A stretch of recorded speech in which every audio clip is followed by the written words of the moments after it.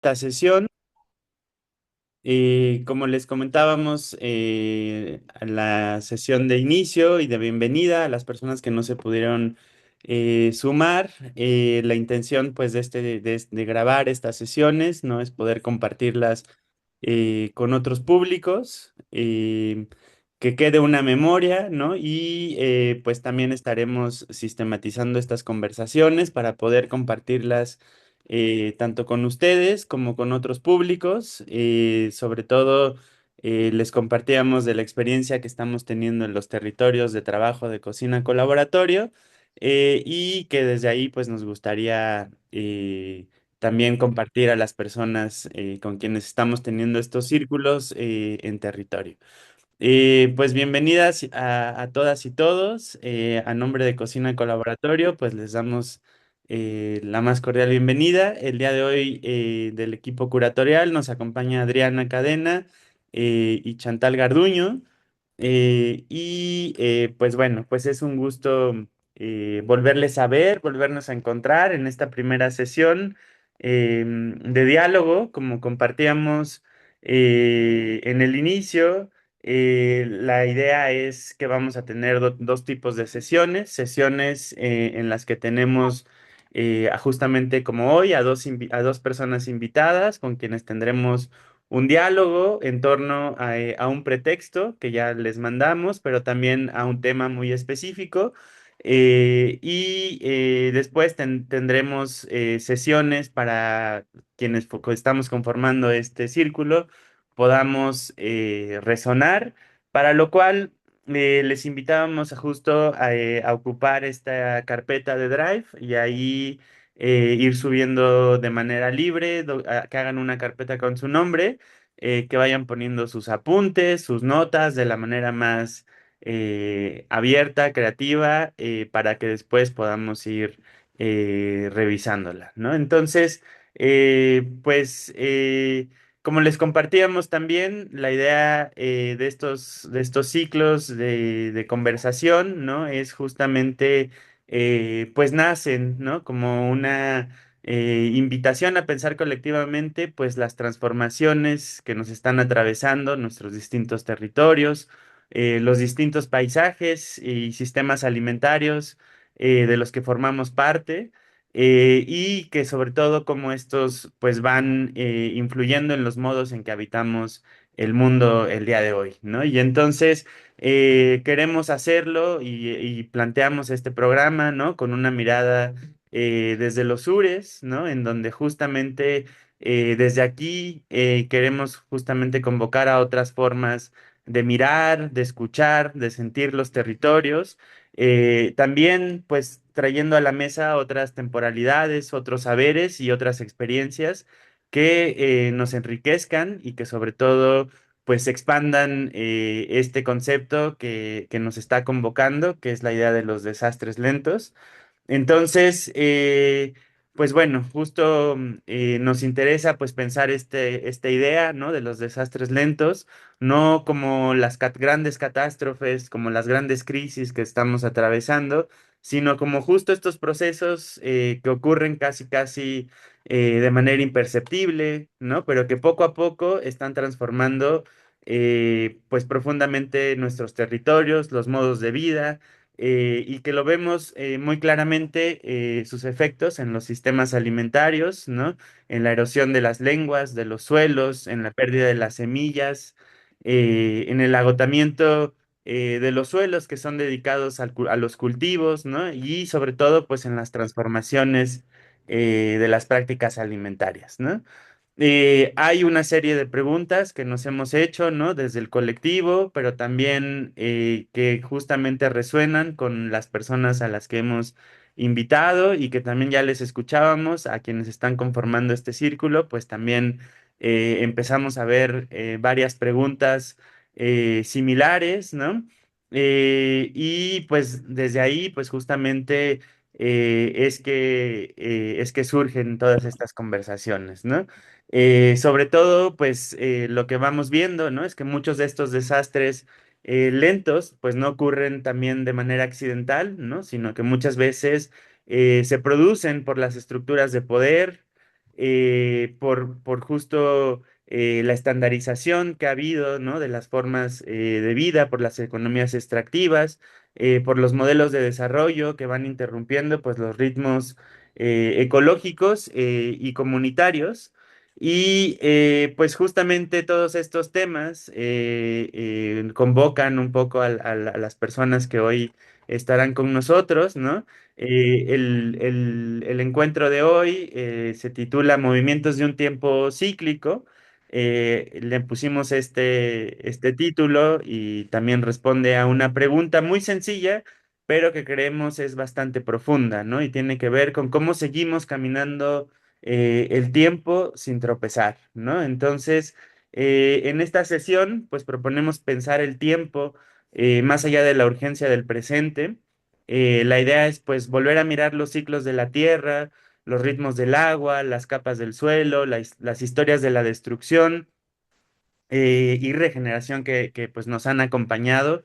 Y al mismo tiempo pues preguntarnos un poco cuáles son pues las rupturas que vivimos hoy y forman parte de estos ciclos y cuáles son consecuencias directas de nuestras propias formas de habitar y cómo estamos transformando el mundo, ¿no? También de qué manera estamos participando y sosteniendo, ¿no? Involuntariamente pues estos desastres lentos que aún no podemos nombrar, pero de los que empezamos pues justamente a percibirlos, a sentirlos.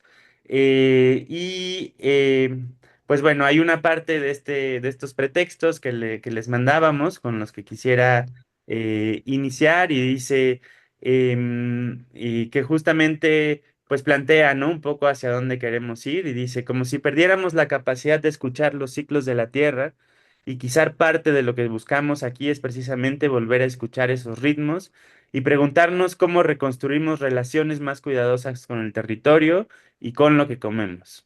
Y bueno, pues para abrir esta conversación, hoy nos acompañan dos grandes personas, las dos del sur, una más del sur-sur, y pues cuya trayectoria y trabajo pues dialogan pues profundamente con estas preguntas que nos convocan hoy. Por un lado tenemos a Ignacio Gutiérrez de Santiago de Chile. Él es investigador y artista con estudios en psicología y diseño en la Pontificia Universidad Católica de Chile y tiene un máster en antropología del ambiente y el desarrollo por UCL en el Reino Unido. Su trabajo pues se ha enfocado en la intersección entre la mente, la cultura y los fenómenos disruptivos del ambiente, especializándose sobre todo en los desastres socionaturales y cómo las distintas sociedades los experimentan y producen. Es cofundador de la Fundación Muerte y director de Desartes, Unidad de Artes y Desastres del CIGIDEN R, ¿no? Un instituto en Chile. Pues bienvenido, Ignacio. También, por otro lado, nos acompaña desde Yucatán Bernardo Kamal Itzá. Él es ingeniero agrónomo y comunicador maya, egresado de la Universidad de Chapingo, y pues su trabajo se ha enfocado en el acompañamiento comunitario, la comunicación rural, em, y la defensa de los saberes campesinos y mayas, sobre todo en la península de Yucatán. Es maya hablante de nacimiento y ha articulado durante décadas procesos de trabajo con comunidades rurales, medios de comunicación y organizaciones sociales, sobre todo promoviendo la participación colectiva y el fortalecimiento de la milpa como espacio de memoria, autonomía y vida comunitaria. Y pues bueno, Bernardo es conocido como el Arush Catal, el duende del Mayap, con el que ha desarrollado pues toda una amplia labor en la radio, ¿no? Entonces, pues muchísimas gracias, Ignacio, muchísimas gracias, Bernardo, y gracias a todas y todos por estar haciendo este círculo. Y pues adelante, vamos a darles la palabra. Bienvenidas y bienvenidos todos.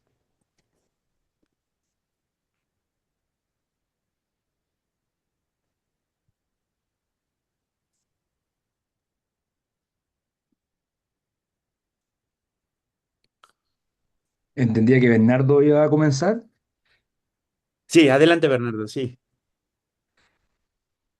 Sí, igual les contamos brevemente la dinámica, ¿no? Nos van a compartir Bernardo, Ignacio, primero unas ideas, después abriremos la conversación y también estarán abiertos los micrófonos para justamente complementar y empezar un diálogo. Así que adelante, Bernardo.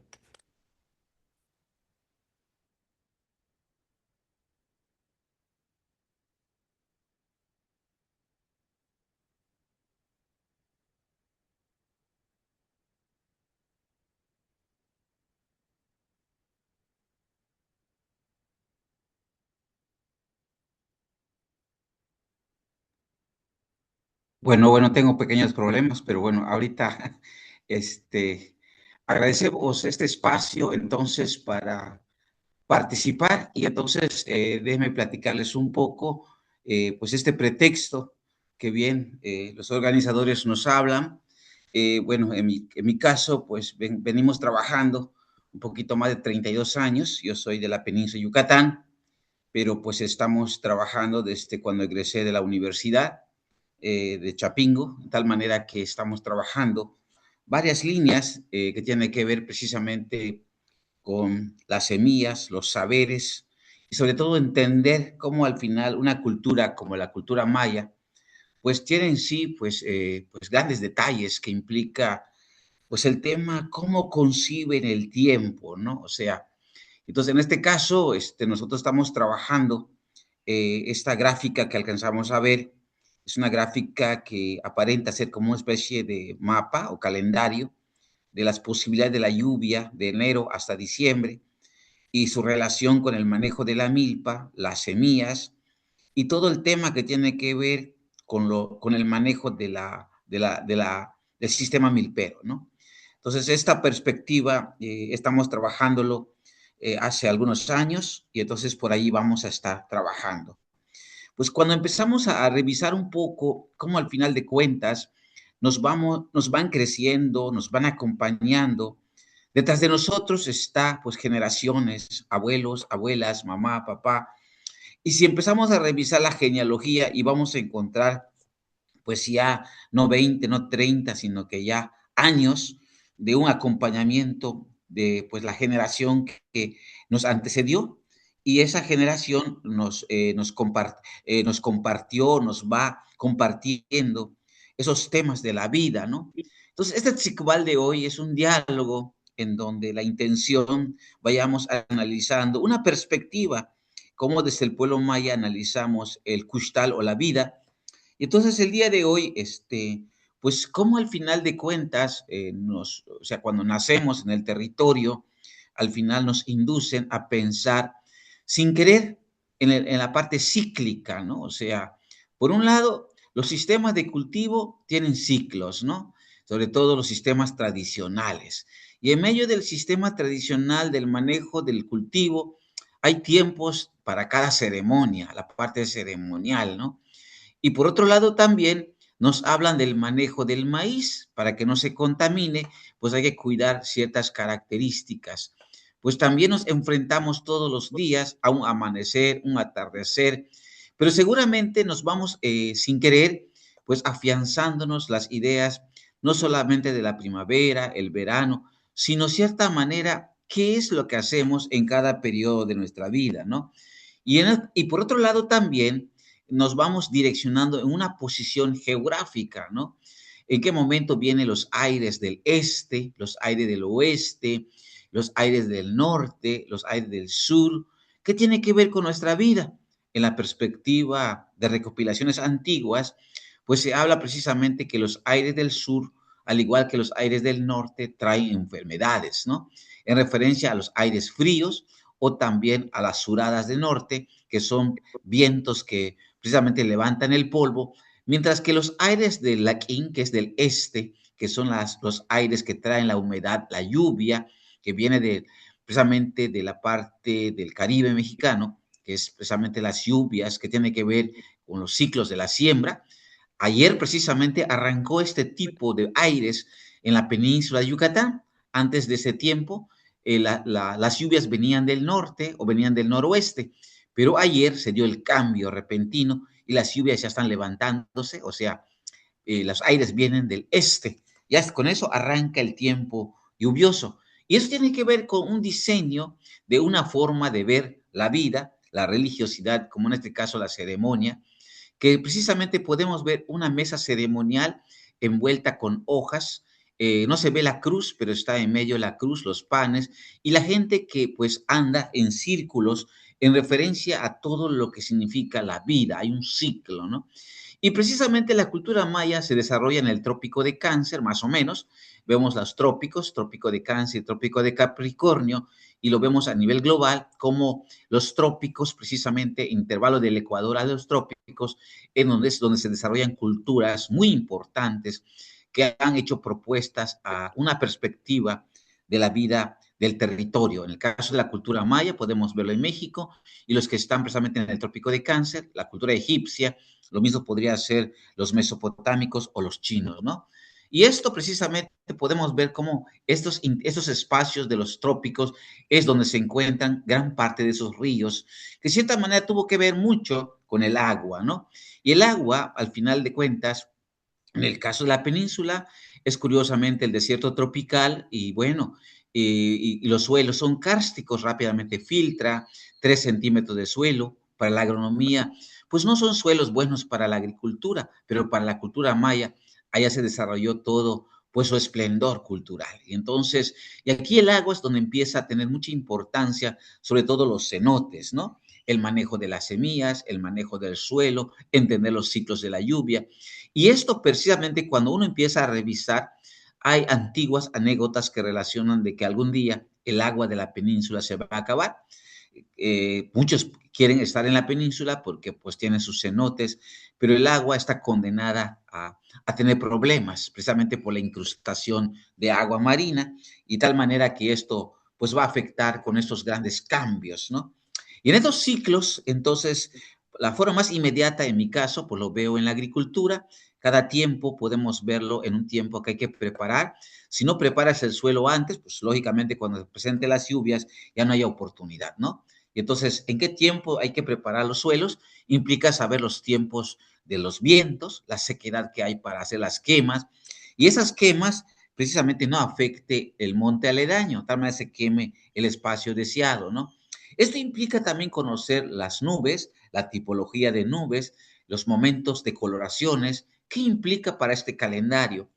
Por ejemplo, podemos revisar cómo es que es el mes de mayo, y esta parte que estamos revisando, por ejemplo, en la parte final de este mes, precisamente hay una muestra, precisamente cuando empezamos a ver estos colores azules, es en referencia a los tiempos posibles de la lluvia, y una M de lluvias puntuales, pero muy localizadas, y que puede inundar, sí, pero no son generales, ¿no?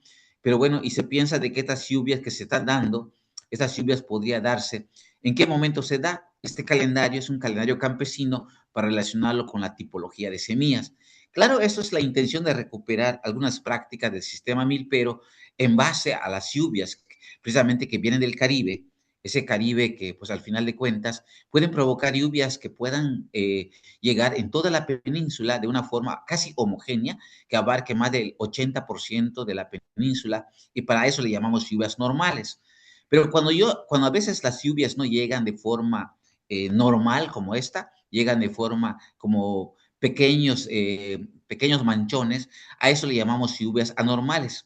Y este año el pronóstico que hace el colectivo es el pronóstico del Mamanchac, o lluvias muy localizadas o por manchones, y que son precisamente así como estas, dispersas, no son lluvias normales. Las lluvias normales se van a presentar muy esporádicas, y esto es en referencia precisamente a los tiempos de cambios del clima y las temperaturas elevadas que tiene la península en los últimos años, ¿no?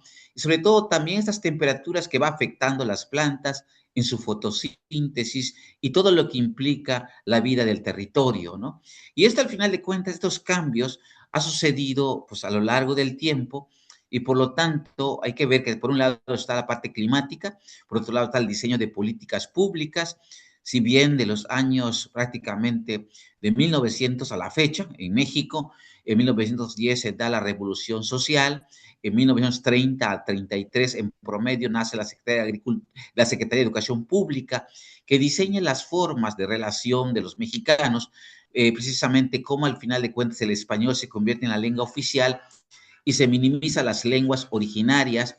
Y esto, cierta manera, al final de cuentas, podemos entender que desde los años 30 a los años 40 se minimiza las expresiones de los pueblos y se minimiza también la transmisión cultural.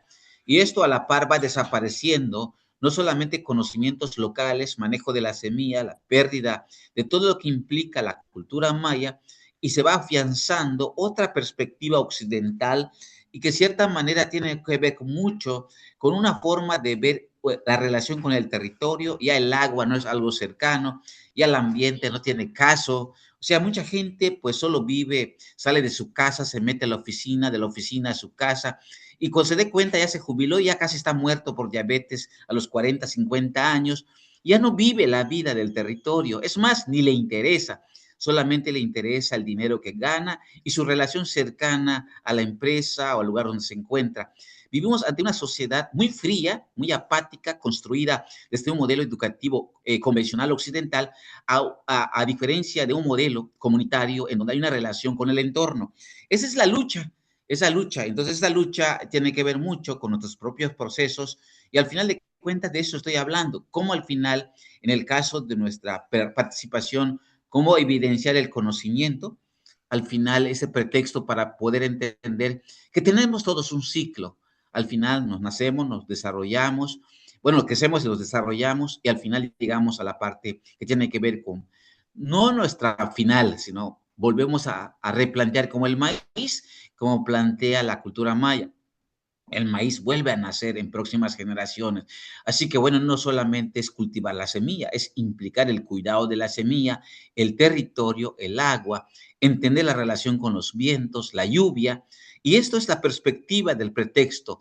Entonces es un ciclo que al final de cuentas la cultura maya va analizando y para eso pues plantea siempre pues sus propios espacios de análisis y que hoy en día se está perdiendo porque la familia cada vez no se une. La familia está muy dispersa desde el kinder, los niños desaparecen, todos van a su chamba, si se encuentran de vez en cuando en la comida, todos con el WhatsApp, pero nadie platica o pocos platican.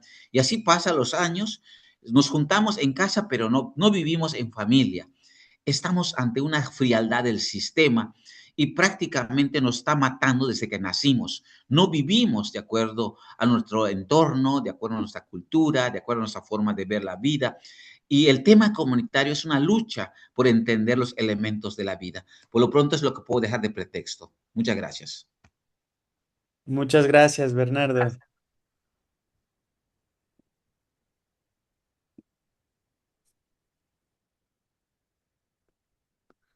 Adelante, Ignacio. Hola, oye, primero que nada, muchas gracias a todas y todos que están aquí presentes y a la invitación, Emilio y a Bernardo por el pretexto. Voy a compartir pantalla.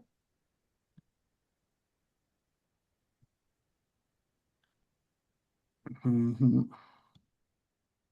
Eh, Bueno, yo voy a abordar el pretexto desde el desastre, que es de donde yo trabajo principalmente, y haciendo siempre en diálogo con lo que dijo Bernardo y tomando algunos puntos, porque la invitación ahora, en particular cuando invitan a hablar de desastres lentos, como que parte de, ¿no es cierto?, de la idea del desastre, pero luego hay un pretexto específico que tiene que ver con lo cíclico y con nuevas formas o con formas de ver el tiempo, que creo quiero ir tomando desde la presentación, pero haciendo una evolución a partir de la forma en que yo he abordado el estudio de desastres, que yo vengo de las ciencias sociales, pero hace ya varios años trabajo desde la investigación basada en arte. Vi que varios aquí del círculo participan o son practicantes y artistas, entonces también espero también dialogar con ellos. Entonces, un poco contarles de dónde vengo para tener un pretexto, un contexto primero. Yo vengo de Desartes, dirijo Desartes, que es la unidad de artes y desastres de un centro de investigación científico de desastres en Chile.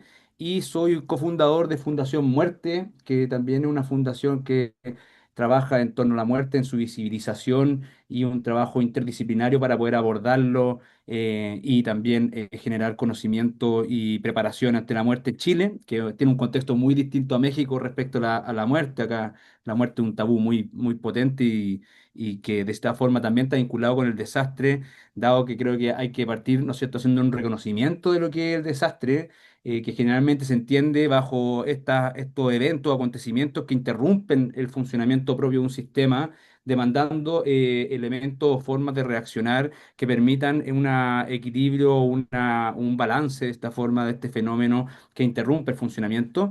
Y por tanto, hay que entender que cuando aparece el desastre, que esto no lo puse aquí, pero es interesante saberlo, que desastre, no sé si sabía antes, pero etimológicamente la palabra viene del latín disastrum, ¿no es cierto? Por tanto, habla de una idea de una mala estrella, que yo por eso tiendo a hablar más de catástrofe, que es una palabra que saca un poco esta pretensión de que el desastre viene desde afuera, desde una mala estrella, y que quiero ir mostrando en esta evolución de los trabajos que he estado haciendo y las investigaciones, para ver una evolución como el desastre mismo ha tendido hoy en día un poco a complejizar esta idea del ciclo, de lo cíclico, para entender el fenómeno humano y cómo el fenómeno humano va activando, desarrollando o generando nuevas formas de desastre que tenemos que ir viendo. Entonces, primero, para quienes no saben, acá en Chile nosotros somos una sociedad constantemente atravesada por desastres.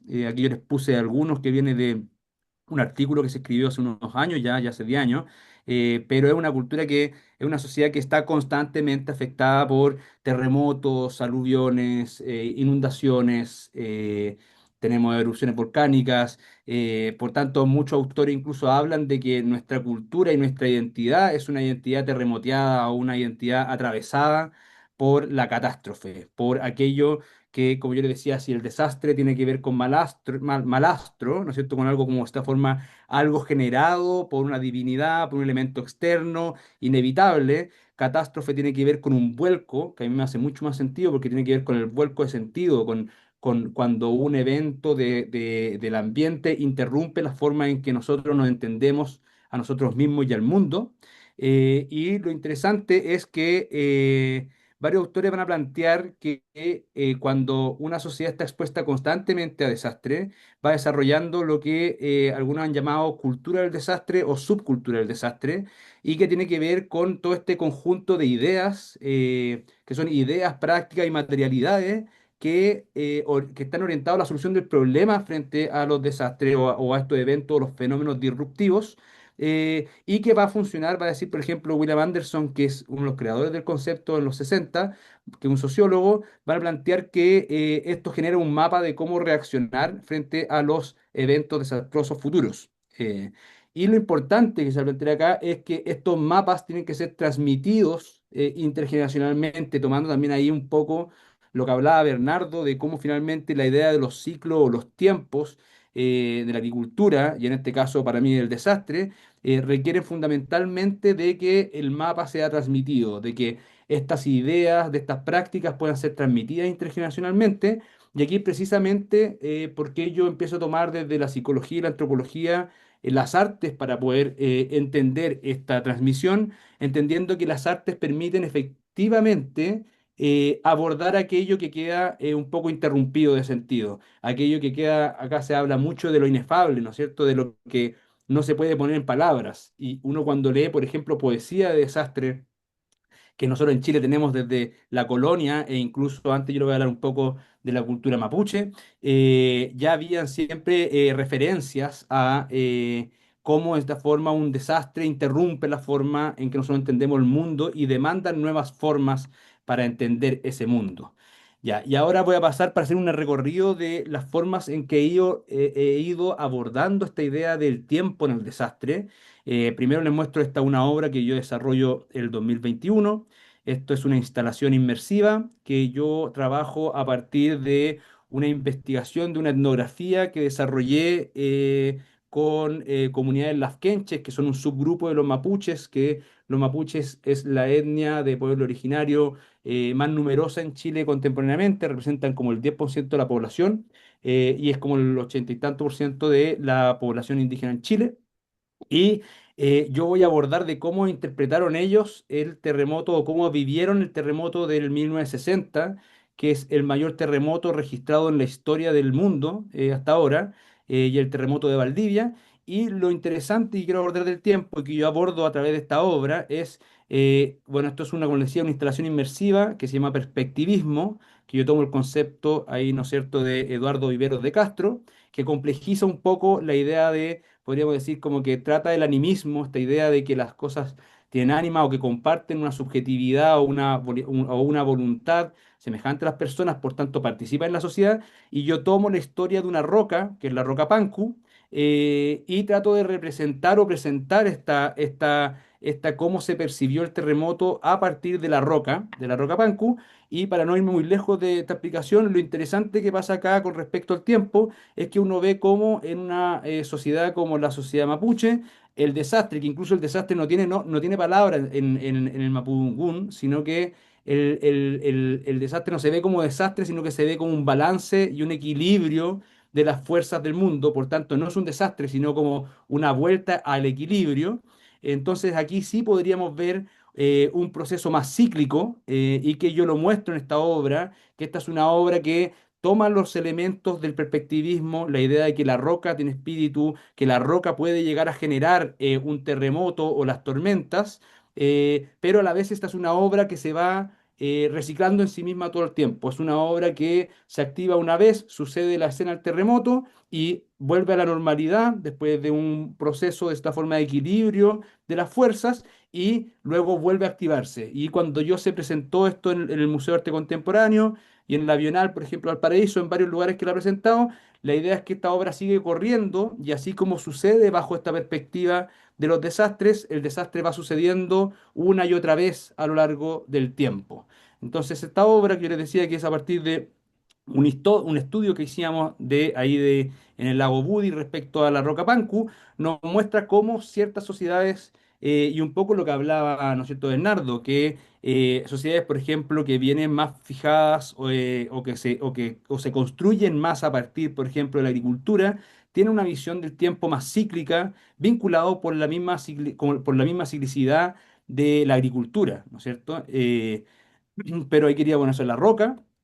Pero esto para mí, en los pensamientos y el desarrollo que he ido viendo a lo largo de los años y los diferentes trabajos que he hecho, pasamos luego, les muestro esto, voy a hacer un recorrido primero como por lo que son los desastres socionaturales, para luego quiero pasar a los desastres antropogénicos. Esta es una exposición que hicimos en una galería que formamos con Desartes, la formamos en el Centro Nacional de Preparación y Respuesta ante el Riesgo de Desastres en Chile.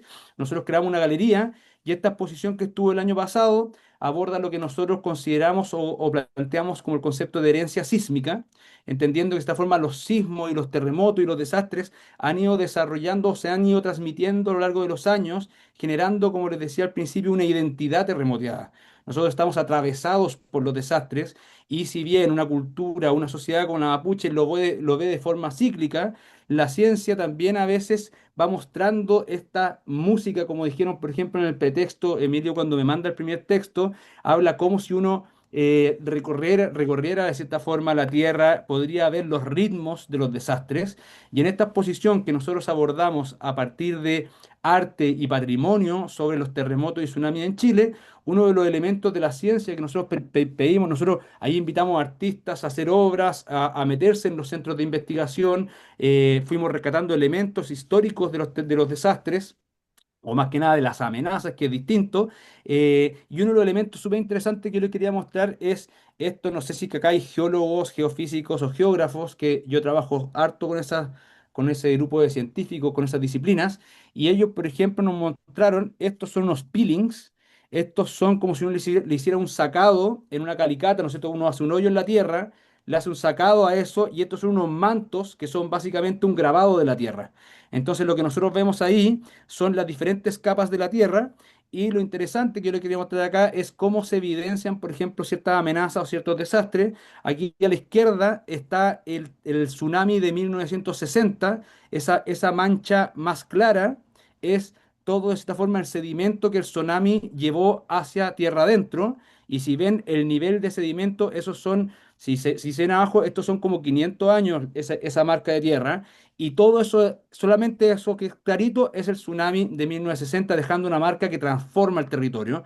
El de la derecha es del terremoto y el tsunami del 1730, y la marca del medio clara también es, de esta forma, un tsunami que es el tsunami del terremoto del 1730. Esto lo quería mostrar para ver cómo evolucionamos, cómo de esta forma vamos viendo diferentes formas de entender los ciclos o las formas en que se expresan y se van registrando los desastres, viendo cómo bajo la mitología mapuche, bajo los relatos respecto al terremoto de 1960, ahí se ve una idea cíclica en que el terremoto o el desastre, o más que nada como la interrupción, va a volver a suceder una y otra vez, y que va a ir reaccionando también a las formas en que la cultura y la sociedad va relacionándose con el medio ambiente. Acá vemos una visión en la cual podemos ver cómo los desastres se van acumulando en el tiempo y podemos ver diferentes expresiones de esos desastres o esas amenazas que van quedando en el territorio. Y luego quería pasar a una otra forma, por los tiempos voy a ser más recatado, que esta es otra obra, pero que acá yo tomo otra forma de abordar el tiempo. Esta es una obra que se llama Viene bajando la quebrada, y es una obra que yo trabajo a partir de una investigación que estábamos haciendo sobre el aluvión de 1993 en Santiago, que es un aluvión que dejó más de 20 muertos, pero que fue muy importante porque fue muy masivo. Y yo, a partir de los estudios que hicimos con geógrafos, historiadores, geólogos, yo desarrollo una obra que se fija en la dimensión sonora de los aluviones, y construyo, y eso es importante, ese reloj lo que va haciendo es que yo genero una obra que tiene el sonido de los aluviones a partir de estos elementos que por un lado están estos palos de agua, que también sé que están en México, acá lo ocupaban los diaguitas para llamar a las tormentas, y creo un palo gigante, ¿no es cierto?, de aluvión que trae el sonido del aluvión, ¿ya? Que es el que estamos viendo ahí, no sé si se escucha, pero es un palo de agua de esta forma gigante, y que genera el sonido del aluvión. Lo que hago acá con esta obra, y que quiero retomar otra forma, una complejización de los tiempos del desastre, es que yo acá abordo la historia de los aluviones en cada territorio a lo que voy. El de la izquierda es en Santiago, el de la derecha lo muestro en Antofagasta, y ambos tienen sus propias historias aluvionales, ¿ya? Y lo que hace esta obra es que activa esta escena a partir de un estudio que hicimos de cómo sonaba o cómo percibían o cuál era la dimensión más importante para la experiencia del desastre aluvional, pero a la vez tomo todos los aluviones desde el 1900 hasta la actualidad, y siguiendo ese reloj contador de años, en los años en que han habido aluviones, se activa esta máquina. Y acá vemos entonces, empiezo a ver otra forma de tiempo.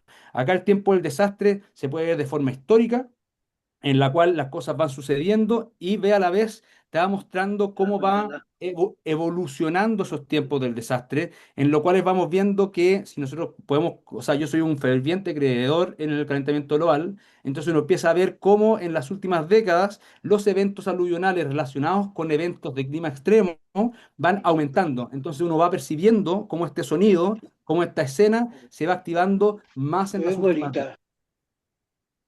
Ya, Ya hizo la pestosa.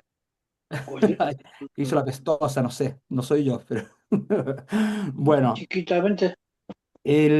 por Mira. último, y acá quiero entrar a hablar como del cambio de lo que es ver lo que son los fenómenos que podríamos decir No has visto socionaturales, la mesa.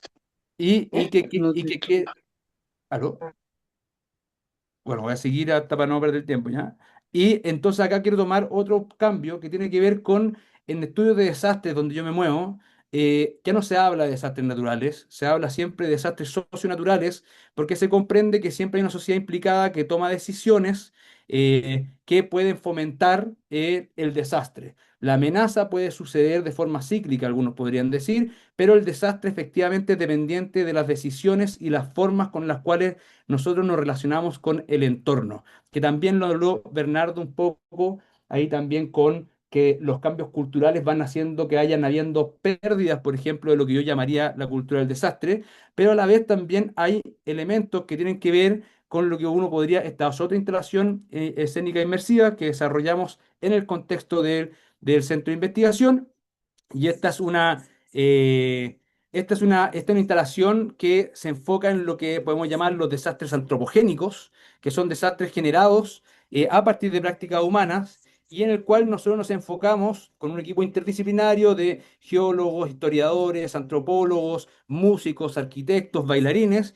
Hicimos una instalación que es escénica y inmersiva, en el cual agarramos 3 casos de desastres antropogénicos en Chile vinculados con prácticas económicas extractivas, y abordamos en particular la contaminación a partir del parque industrial, la contaminación, la polución. Por otro lado, abordamos el incendio en Santa Olga, que está vinculado con los forestales, y abordamos la sequía en Quillagua, y desarrollamos una instalación en la cual la idea era generar un elemento que fuera en común, que tiene que ver con esta instalación que pueden ver acá un poco más, pero que cada uno, esto sucedía todo al mismo tiempo y las personas podían entrar a un túnel o otro, y se veía la escena de forma distinta desde cada uno de estos desastres.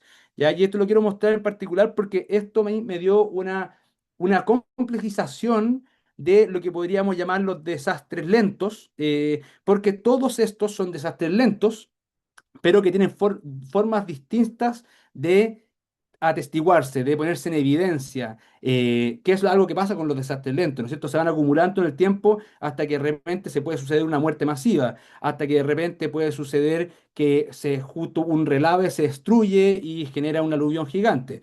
Entonces, lo interesante de esta obra y en la evolución de lo que yo les voy contando un poco de esta complejización que se me ha dado a mí respecto a los tiempos del desastre, es que vemos cómo en esta interpretación grupal que hicimos de estos 3 temas, que como les digo, sucede en el centro, la escena va vinculándose con cada uno de estos túneles, pero la escena sucede al mismo tiempo y cada túnel tiene su propia dinámica y fue interpretada de forma distinta por cada uno de los artistas y investigadores que participaron de la obra. Y quiero que se fijen, bueno, abajo se ve, acá cada uno llegaba a un lugar que había unos espejos y yo trabajo en nuevos medios, entonces desarrollé una forma en que uno se pudiese ver reflejado en espejo, y en uno de los túneles tú te veías quemándote, en el otro te veías secándote y en el otro te veías contaminándote.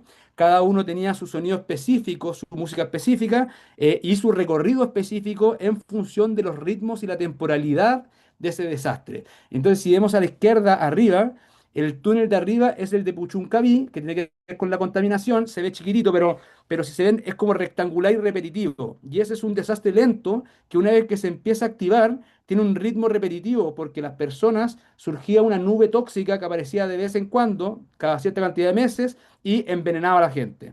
El de la derecha a la izquierda, que es un triángulo, era el del incendio de Santa Olga, y este respondía a un ritmo del tiempo del desastre en el cual se acumuló una presencia de los bosques de monocultivo, se acumuló en el tiempo, pero el desastre del incendio es fugaz y es un grito, es un momento. Uno llegaba, se metía y se encontraba directamente con el fuego, porque el fuego arrasó en un día con toda una población.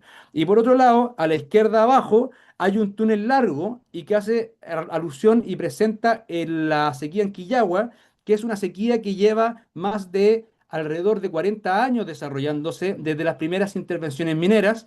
Y lo interesante es que esto surgió a partir de un músico. El músico del proyecto hizo esta interpretación que ven al medio, que de esta forma, esta interpretación transdisciplinaria habla de una rítmica afectiva en que te muestra que un desastre lento puede ser como Quillagua, que es el que más vemos ahí abajo, que es una línea de esta forma que va aumentando en la sequía, como algo lento que nunca tiene un evento que te demuestra la catástrofe, que genera las fallas del sistema, que genera las muertes, como que tiende a relacionarse con un desastre.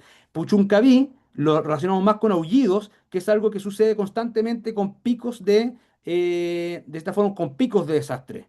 Y por último lado tenéis Santa Olga, que es un solo evento, pero que te muestra inmediatamente la acumulación de la práctica humana que ha ido desarrollando y generando una vulnerabilidad que se expresa en un evento como un incendio. Entonces, con todo esto, y terminando, Yo lo que quería hablar un poco era estas diferentes formas de entender el tiempo del desastre.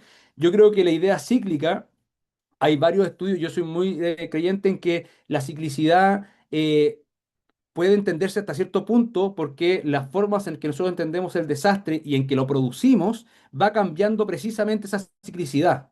Y lo cíclico es difícil verlo de forma prístina porque nada se comporta realmente de forma cíclica, dadas las interrupciones o los efectos que tienen las prácticas humanas y culturales en un determinado momento.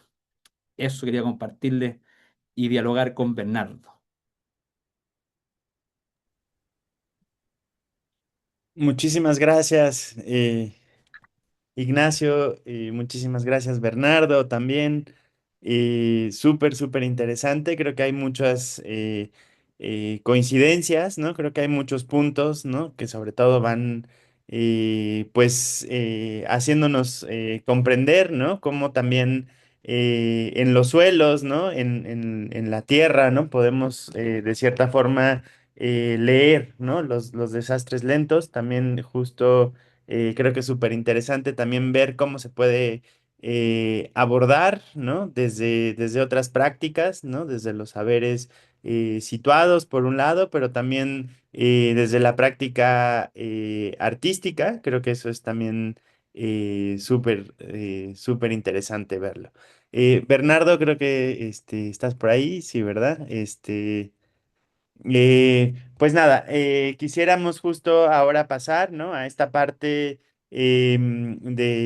pues, de entrar a la conversación, ¿no? Creo que justo estábamos entendiendo, ¿no? Cómo el territorio, como sistema vivo, es también un sistema vivo que nos permite hacer estas lecturas, ¿no? También de aprendizaje, ¿no?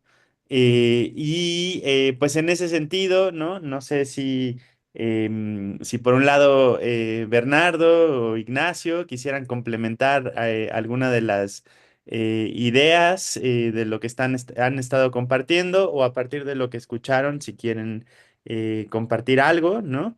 Creo que para mí, ¿no? Mucho de lo que escuché tiene que ver justo y que les preguntaría, ¿no? Para ustedes, ¿qué significa, pues, pensar el territorio, ¿no? Como este archivo vivo, ¿no?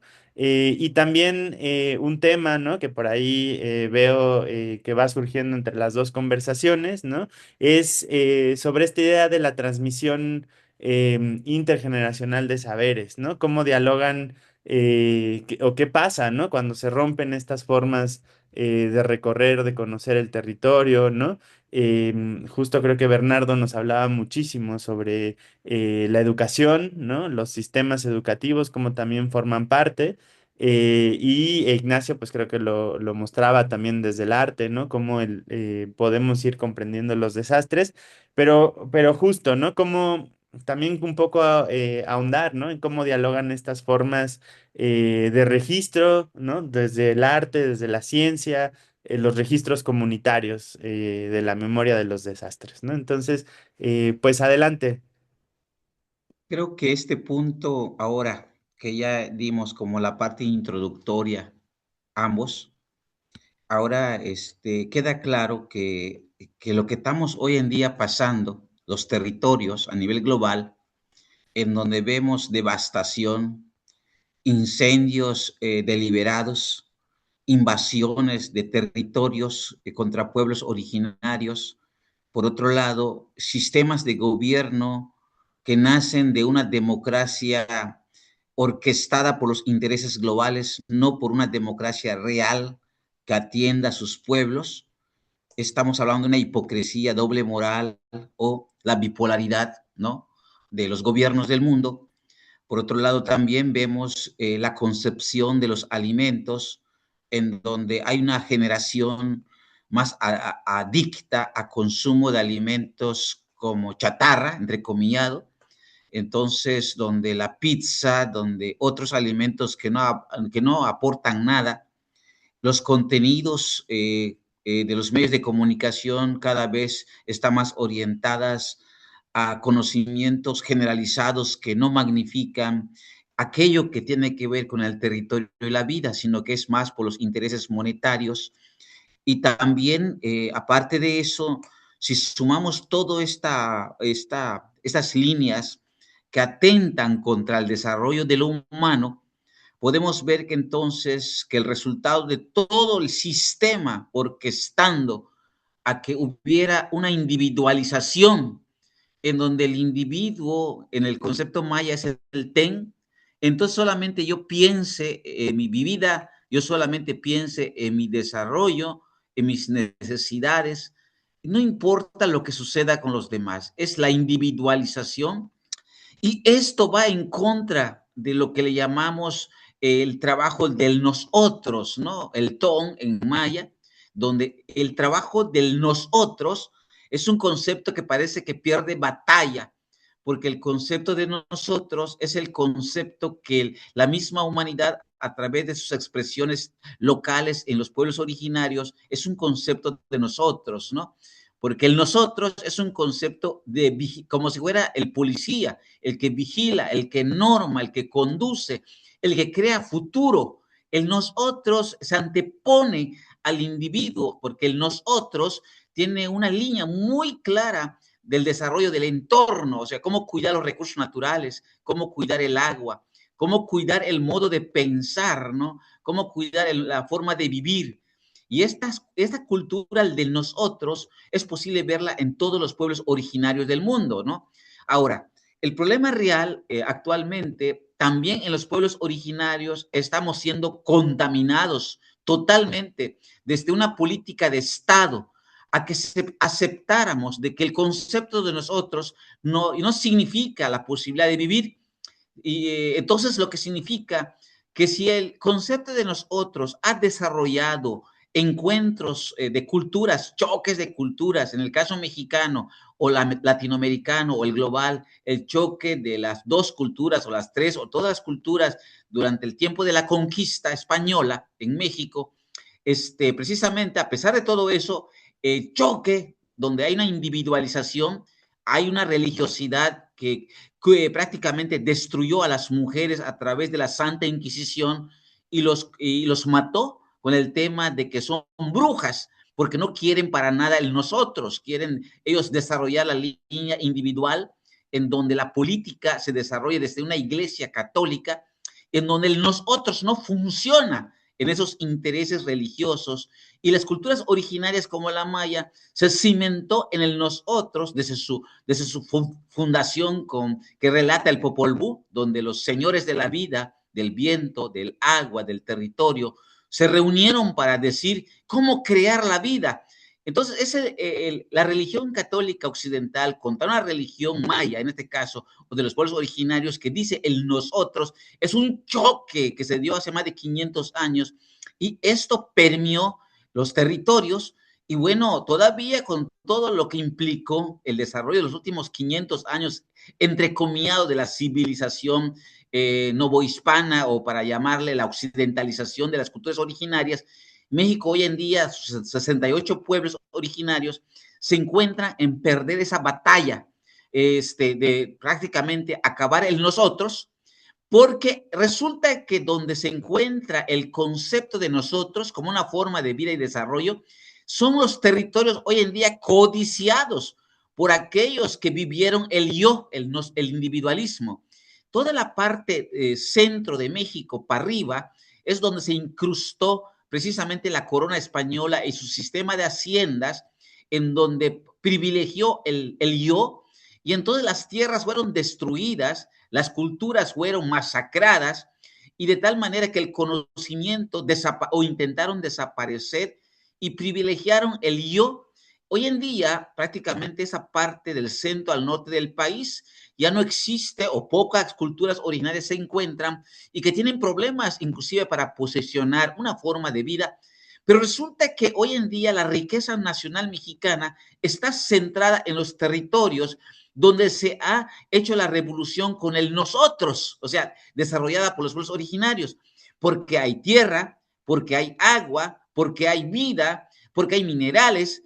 Resulta que pareciera ser que estamos viendo la película de Avatar, en donde esas culturas occidentales lo que quieren adentrarse a ese territorio, entonces lo que están haciendo no solamente están aumentando los choques de esa cultura del yo, entonces para que el nosotros desaparezca, para que ellos agandallen o se roben los recursos o hagan la cultura del extractivismo desde la gastronomía, desde el turismo y todo esto con la bandera de los propios originarios de los pueblos, porque los últimos 50 años, o sea, de los 50 para acá, la agricultura, al igual que el sistema académico mexicano, lo que ha privilegiado es el extractivismo y además la formación de jóvenes con la cultura del yo y no del nosotros. Y entonces tenemos jóvenes indígenas profesionales en gastronomía, en turismo, en leyes, inclusive que estudian las lenguas originarias, y puedo decir que más del 80% de los escritores y promotores mayas están envueltos en la cultura del yo y no desarrollan el sistema de nosotros, y por lo tanto podemos ver que esta contaminación del individualismo, yo le llamo a los mayas occidentales yucatecos, que es el que dominan más del 80% de la actuación de las instituciones, entre comillas, mayas, pero son mayas occidentales que solamente piensan en las personas, en el yo, en su clan, inclusive en el partidismo y en la religiosidad occidental. No, a pesar de que son mayas en careta, pero son mayas occidentales que creen en el sistema creado por el yo, el yoísmo, el occidentalismo. Y eso es lo que pasa en Yucatán, está pasando en todo el territorio nacional y está pasando por todo, me imagino, a nivel global, y los resultados están en la vista. La extracción de los recursos del territorio, en este caso, no solamente la extracción, todos los profesionales mayas o, no, o que viven en el territorio o hijos del territorio están en contra de sus pueblos porque ya dejaron cautivarse por el yo. O sea, solamente ven la parte muy individual. Y entonces hoy estamos en un choque con la contaminación grave del agua de la península de Yucatán. Podemos ver entonces por qué Cancún monopoliza el agua y está hoy en día no solamente monopolizando el agua, cuántas ciudades como Cancún no solamente monopolizan el agua de la península, lo contaminan gravemente, lleno de drogas, se va, en este caso, al mar, y están contaminando gravemente el mar, esa zona privilegiada del Caribe mexicano. Y entonces, a mí no me da gusto de ir a bañarme en las aguas de Cancún porque es agua, yo digo, aguas de heces fecales y llenas de droga. Y entonces, esto porque es producto de un proceso del occidentalismo en donde entonces solamente hacen uso del recurso y no vigilan la ciclicidad del buen uso, porque no están pensando en el mañana, están en un momento no solamente la deforestación, el mal uso de los recursos, y en ese caso orquestado por entrecomillado por los hijos de las comunidades mayas, en este caso, y también con los extranjeros, o sea, en este caso los que no desean nada con el territorio. Entonces, este concepto de nosotros es un llamado a todos los que piensan, al final, la alternativa real, porque la globalización es precisamente el avasallamiento contra el nosotros, la magnificación del individualismo, pero la crisis energética, la crisis climática está diciendo que tenemos que trabajar en nosotros, si no, no hay futuro. Gracias. Gracias, Bernardo. Adelante, Ignacio.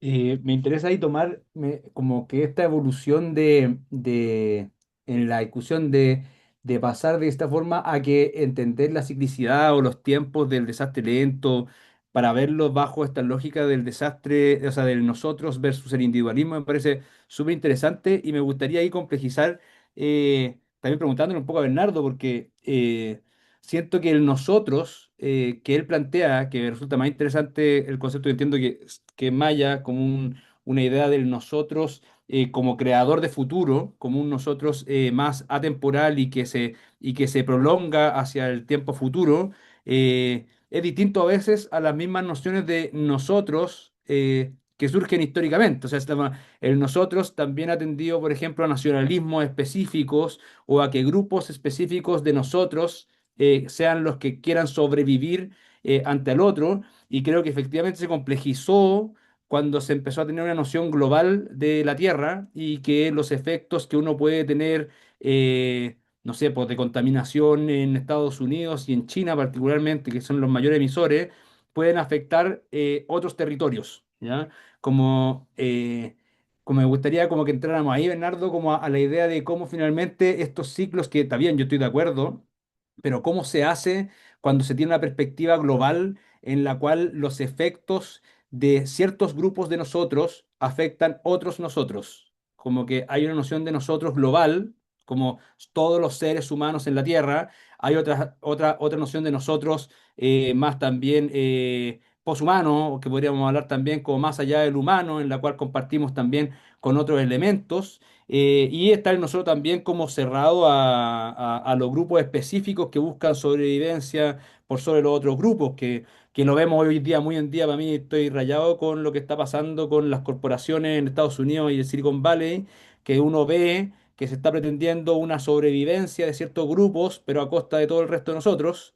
Y tratar de entender que acá a mí algo que me tiene, el otro día estaba leyendo un libro de ensayos de Zizek que se llama Antiprogreso, y que había él da una idea que me pareció súper interesante de tratar, que tiene que ver con la complejidad ética que surge en la idea de, el cambio climático, en la idea de que hay una ética de la retribución, de esta forma que cuando uno hace algo respecto a otro, que podríamos pensar más una idea de nosotros, uno se espera que haya una retribución entre los grupos o entre las partes, pero en la idea del cambio global y las consecuencias de futuro se ve una paradoja porque nosotros podemos tomar muchas conductas que van a favorecer a los seres del futuro, pero sin embargo los seres del futuro no nos pueden retribuir de ninguna forma.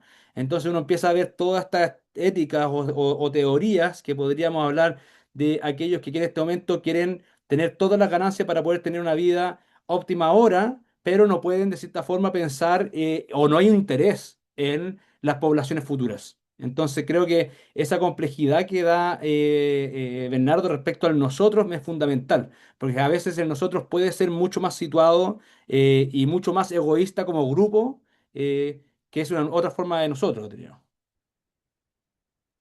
La Muchísimas construcción gracias. del Adelante. concepto de nosotros, disculpa, si podemos hacer una ligera categorización.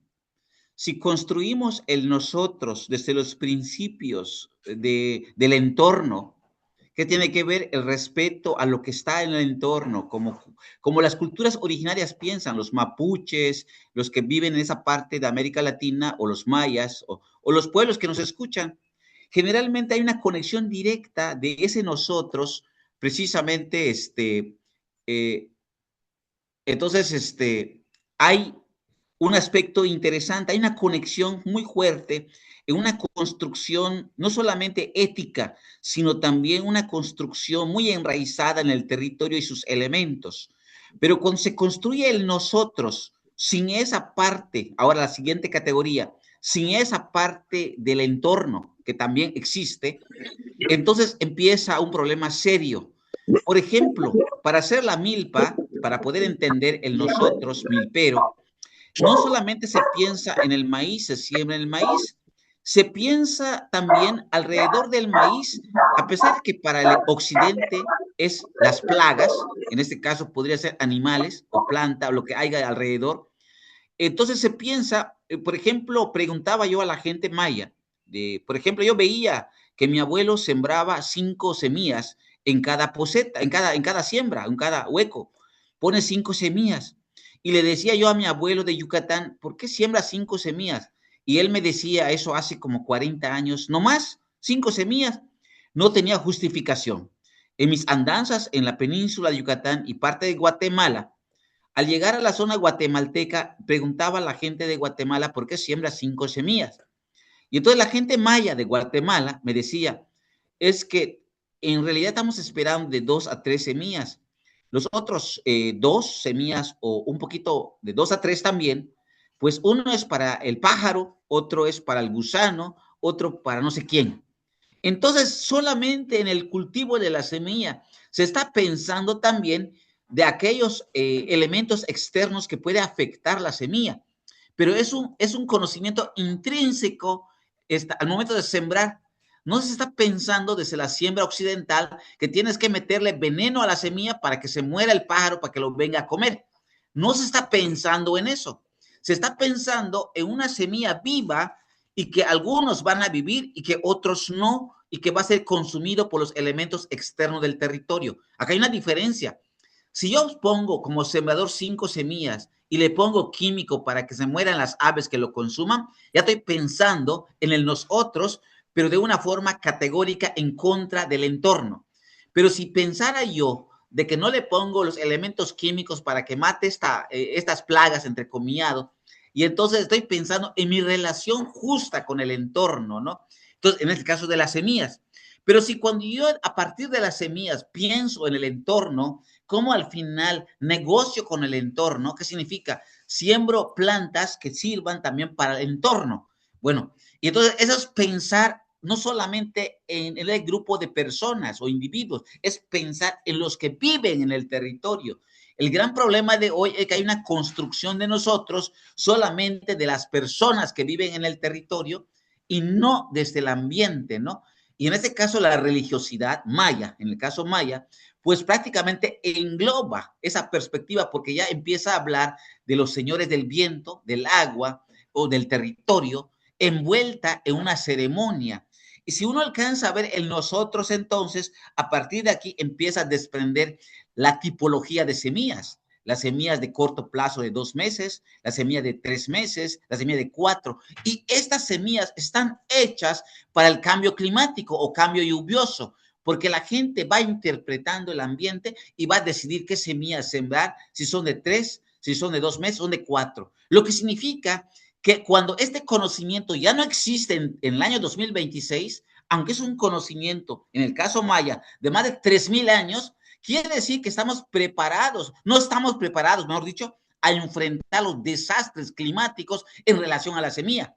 Lo que significa entonces que si la cultura maya vivió 3,000 años creando semillas específicas y con un conocimiento del entorno, y que cuando este conocimiento ya no exista, aunque esté la semilla, entonces lo que va a suceder es que estamos en ese momento enfrentando el peor cataclismo o desastre como tal en términos de producción alimentaria, porque no tenemos el conocimiento previo al manejo de la semilla. Es lo que puedo comentar como para poder aclarar un poco ese aspecto. Muchísimas gracias, Bernardo. No sé si queremos pasar, alguien había alzado la mano. Adelante si gustan hacer algún comentario, alguna pregunta. Creo que Luciana tenía la mano arriba. Adelante, por favor. Muchas gracias. Fíjate que me llamó mucho la atención, nomás que Ignacio hablaba rapidísimo. Eh, Esto de los seres del futuro, dijiste algo como...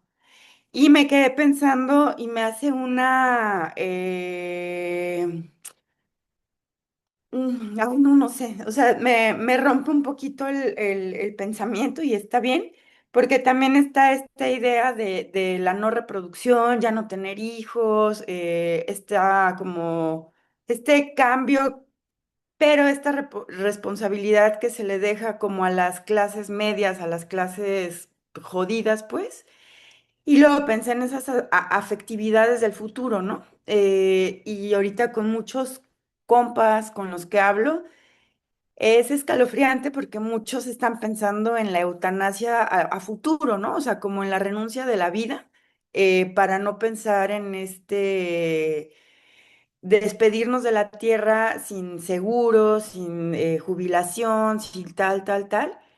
Y de repente, bueno, uno lo cree como un pensamiento crítico, como decir, bueno, pues la eutanasia debe ser el derecho a la muerte digna, pero ahorita en estos seres del futuro y en esta afectividad de lo que estaríamos cuidando para para lo que se viene. Y wow, no, o sea, como que me tronó. Y algo dijo Ignacio que no lo logra anotar referente a los seres del futuro. Eso nada más. Bueno, gracias Luciana. Y, yo sé que hablo rápido, hablo rápido incluso para el chileno y modulo poco, hago esfuerzo para modular. Que cuando lo de hacer del futuro, precisamente era ante la pregunta, preguntando un poco y complejizando lo que hablaba Bernardo del nosotros, ¿ya? Porque, como dijimos, y ahí Bernardo también lo aclaró, que su versión o su visión de nosotros también implica un entramado multiespecies, por ejemplo, o de todo lo vivo de un territorio. Pero eso en las proyecciones y yo siento en la historicidad visto también como no solamente los elementos del pasado y del presente, sino cómo nos proyectamos hacia el futuro y cómo vamos construyendo ese futuro, ese nosotros de nosotros y los seres del futuro, también es algo que uno tiene que estar pensando y reflexionando a qué nosotros del futuro nos referimos.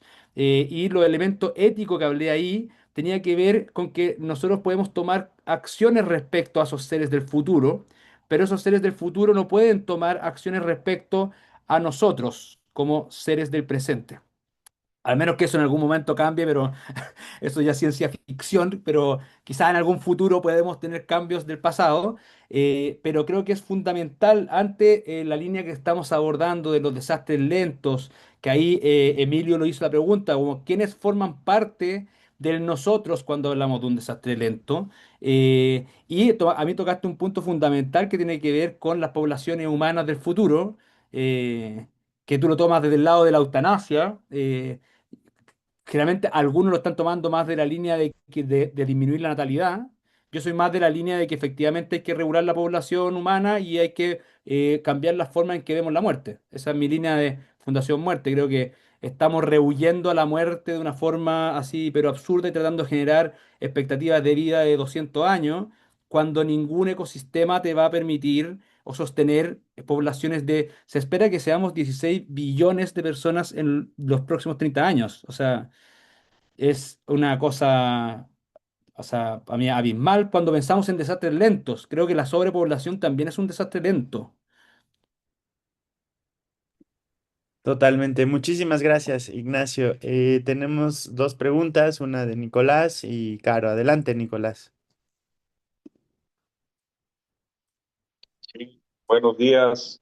Tomando en cuenta la preocupación de que en estos tiempos queremos hacer a marcha forzadas el cumplimiento de la Agenda 2030, cuando debió haberse tomado en un principio una estrategia tomando en cuenta lo que es la biodiversidad agroalimentaria. Hay un tema que a mí me ha ocupado de hace algunos años que se llama permacultura. Permacultura tiene que ver con lo que están exponiendo en este caso porque es un respeto por el ecosistema local para poder compartir generación de alimentos, generación económica, pero respetando y tomando lo que se tiene a nivel local.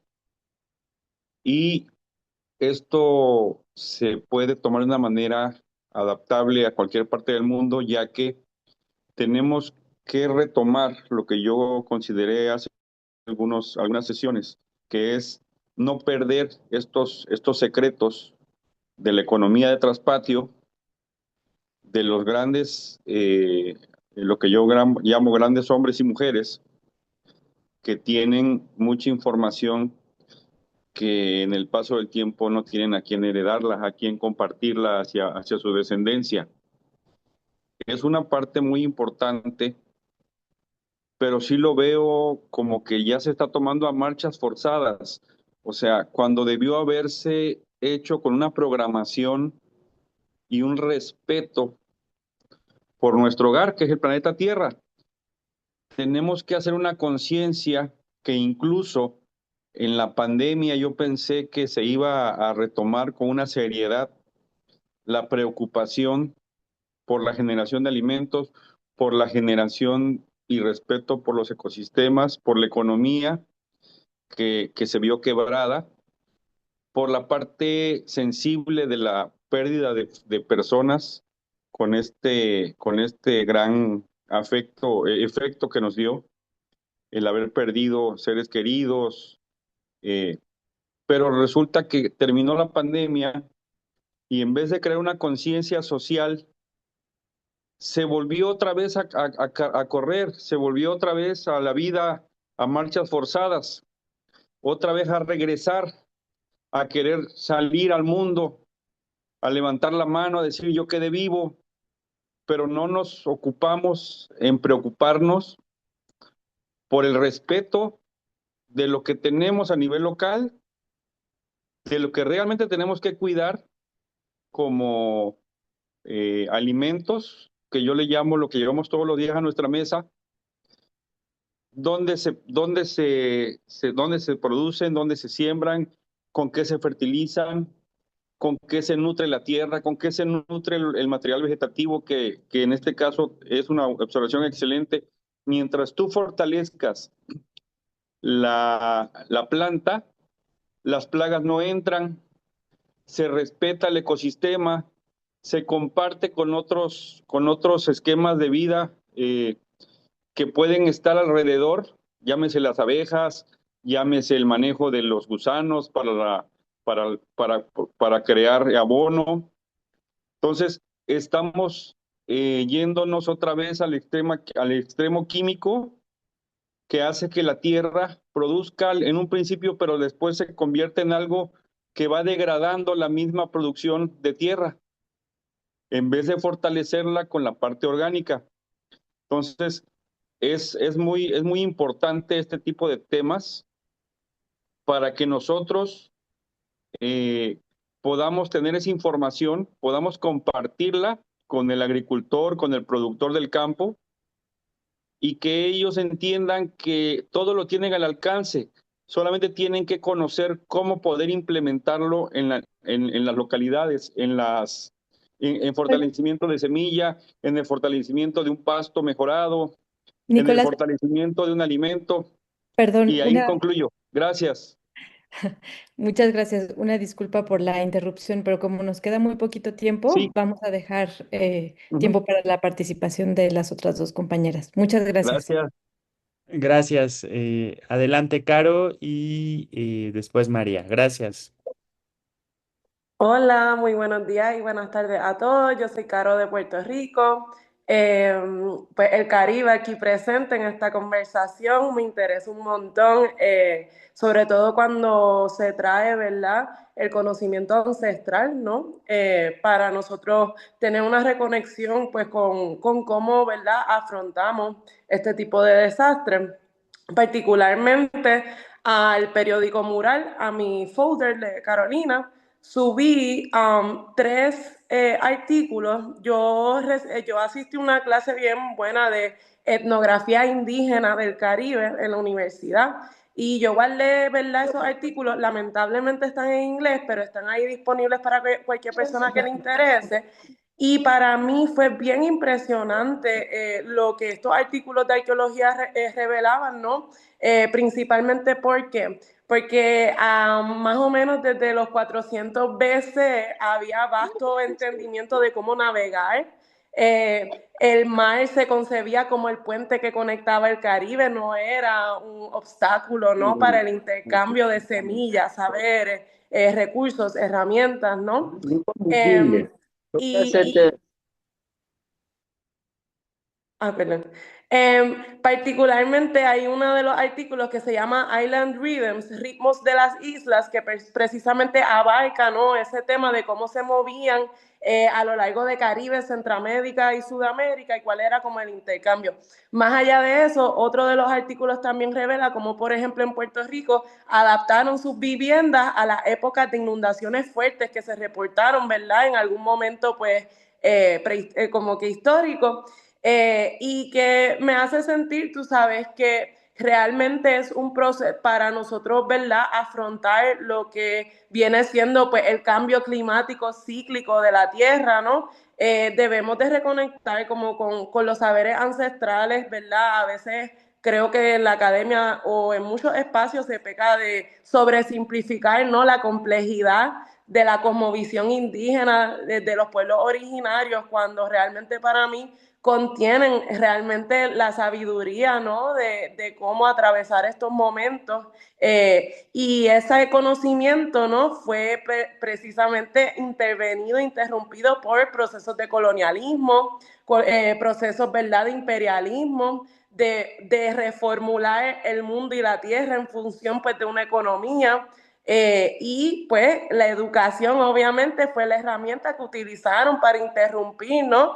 Ese traspaso de conocimiento pues ancestral de supervivencia. Así que con eso concluyo, están los 3 artículos ahí en el periódico Mural, ¿verdad? Yo soy Carolina Otero Correa ahí.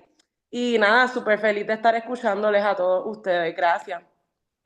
Muchísimas gracias. Igual, para aprovechar los últimos minutos, tenemos creo que 2 preguntas más, pero también no sé si Ignacio, Bernardo quisieran ir tal vez a algunas palabras de cierre y después podemos escuchar las otras preguntas. No sé si mejor que hablen y de último cerramos. Ok, adelante, perfecto. Tenemos María Calvo y luego Mariana Cáceres. Adelante. Sí, muchas gracias. Mi pregunta es hacia ti, Bernardo. Muchas gracias por pues tu ponencia, fue muy agradable escucharla. Mi pregunta es como que, o sea, ¿qué práctica o qué lenguaje usan ustedes como para la observación de ritmos ecosistémicos? O sea, ¿cómo estableces un lenguaje común para que como la suma de varias personas hagan un registro de lo que se está observando, eh, cuando cae la lluvia, cuándo se debe sembrar el maíz, o sea, cómo llevan un registro de todo eso hoy en día, ¿no? Que ya las lluvias realmente ya no es algo que podamos leer con facilidad. Gracias.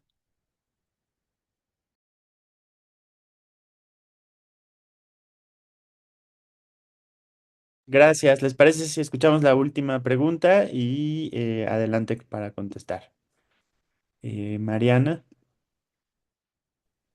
Sí, gracias. A mí me llamó la atención lo que dijo Ignacio acerca de que no pensamos la muerte igual, ¿no? Los chilenos que las mexicanas, los mexicanos. Y yo recuerdo que desde muy niña mi mamá tiene muchos amigos internacionales y encontrarme con que efectivamente no lo vemos igual, para mí fue un choque cultural, ¿no? Porque pues yo recordaba que desde que veía la ofrenda de niña decía, bueno, pues cuando yo me muera, ojalá me pongan dulces buenos, ¿no? Ojalá cuando yo me muera. Y esta idea siempre nos ha llevado a la familia a pensar en el futuro, ¿no? O sea que hay una fecha en la que te mueres y entonces viene la generación siguiente y tienes que ver para la generación siguiente, ¿no? Entonces nosotros, como muy estilo japonés, estamos viendo para la tercera generación. Entonces, em, y tenemos una agencia que se llama Morir Bonito, donde planeamos la muerte, ¿no? Y hablamos como del tema entre la cultura mexicana y la cultura egipcia. Bueno, a la pregunta. Em, ¿Cómo se ve ese transmitir el mapa de la ruta de la crisis? No desde el trauma, sino como desde una ruta de trabajo, ¿no? Algo que puedas atesorar y atender con ese cruce de la noción de la muerte. O sea, y digo, somos latinoamericanas, ¿no? Pero le temen, se vuelve una herramienta de conciencia, se vuelve algo que abrazar. ¿Cómo lo ves y cómo lo percibes? Porque generalmente, o cómo lo perciben en tu colectivo, porque generalmente un desastre, una emergencia, pues conlleva el riesgo de muerte y eso nos confronta. Pero vemos culturas que la abrazamos un poco más o la vemos como justamente parte de este ciclo y te desindividualizas y le restas un poco de atención como a tu propia vida. Y bueno, o sea, no es que yo no valore mi vida, pero si yo falto, mi familia continúa, mi sociedad continúa, a los árboles milenarios les pasa absolutamente nada. ¿Ustedes cómo la ven?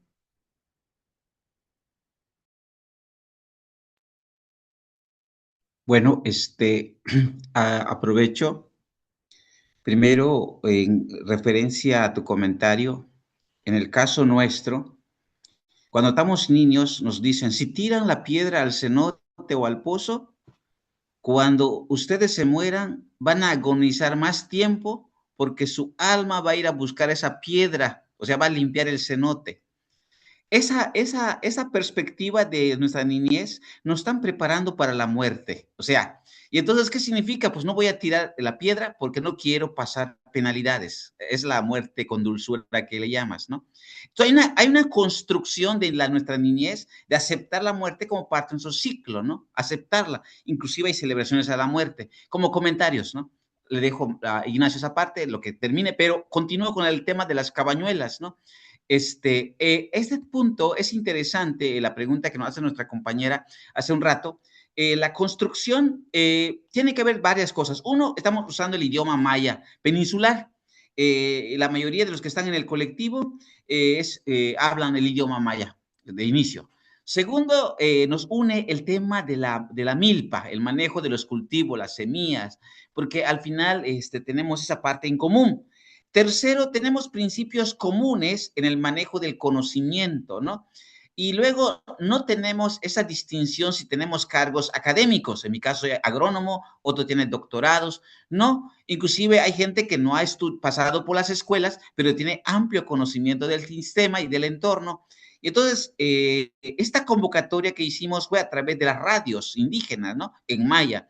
Y entonces nos juntamos los que nos interesa, pero generamos en los últimos 21 años una línea como de pequeñas, como un pequeño reglamento interno que también hay que ver, porque hoy en día hay como una especie también de profesionales que lo que quieren es extraer y publicar en inglés para Estados Unidos o para el extranjero y no publicar para la gente de nuestra comunidad. Hay ese extractivismo territorial y luego tenemos un reglamento interno, o sea, antes de publicar al extranjero, usar el idioma regional para dar a conocer este material. De hecho, nuestro enfoque es regional.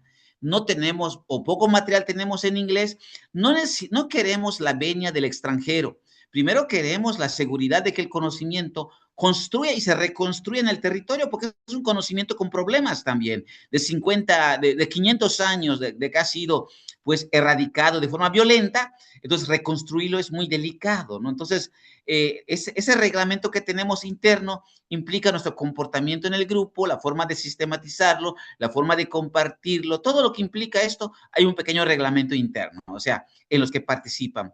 Y hemos sobrevivido 21 años con esto y sin recursos del Estado, porque no el Estado lo promueve, ni siquiera la universidad como tal, entrecomillado, sino yo digo que el que lo financia es la milpa maya o los milperos como tal. Significa que el sistema milenario, nuestros orígenes, nuestra cultura, nos induce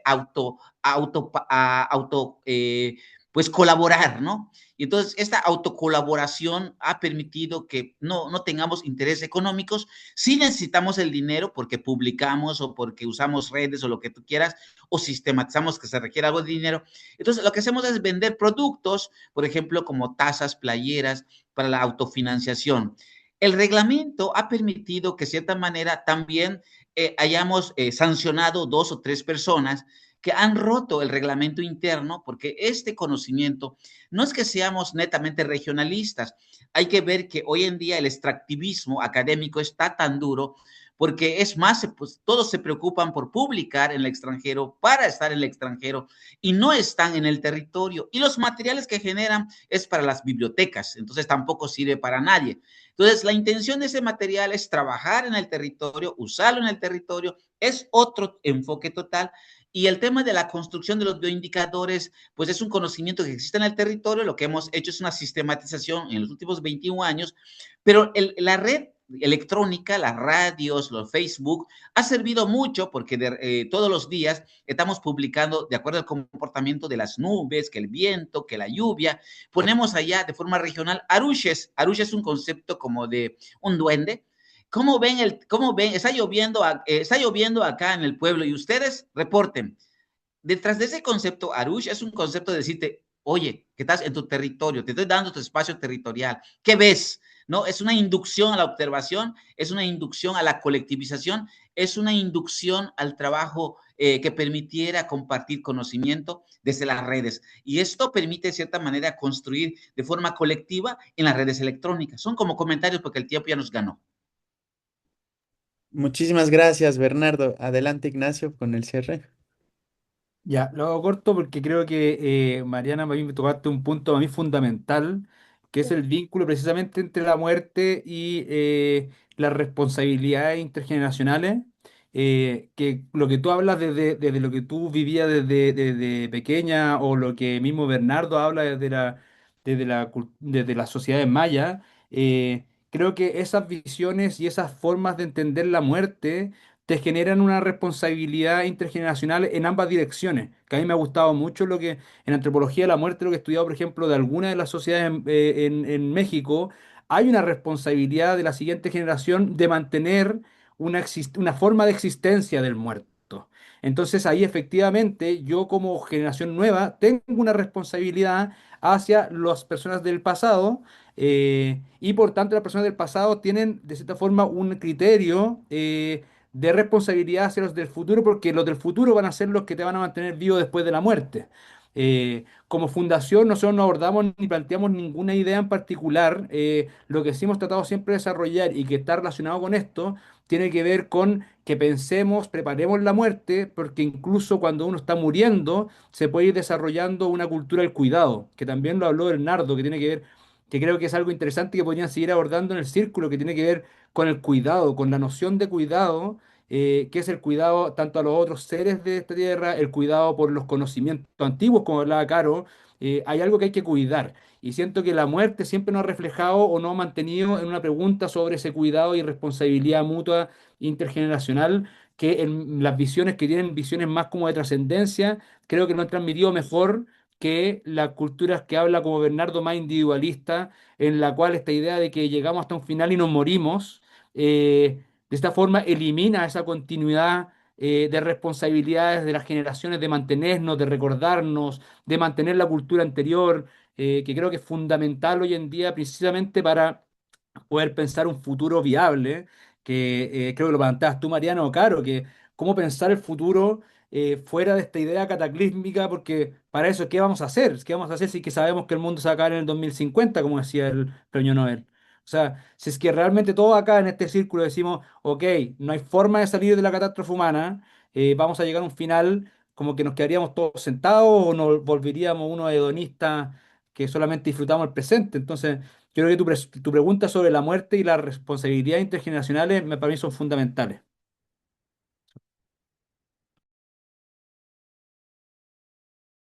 Súper, muchísimas gracias, gracias a todas por sus preguntas.